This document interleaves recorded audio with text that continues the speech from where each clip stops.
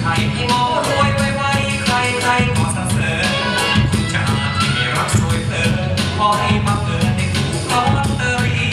พนักงานที่ขยันซื่อสัตย์ขอให้บริษัทเธอโบนัสทุกปีคนไหนที่ไม่ซื้อเทพี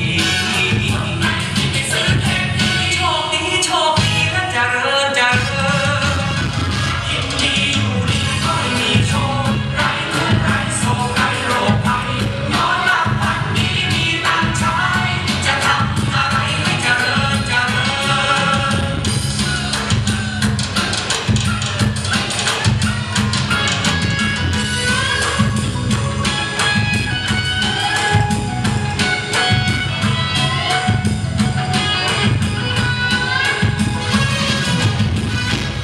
สรุปแล้วก็ขอให้ทุกท่านทุกสนดลบันดาลให้สุขสันต์เพลิน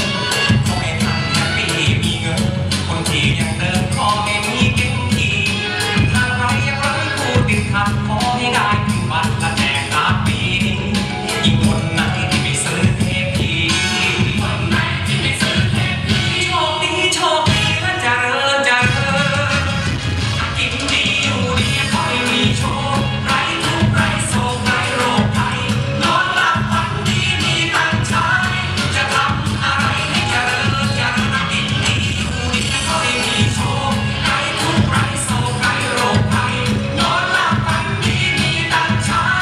จะทำอะไรให้เจริญเจริญคงเจริญเจริญ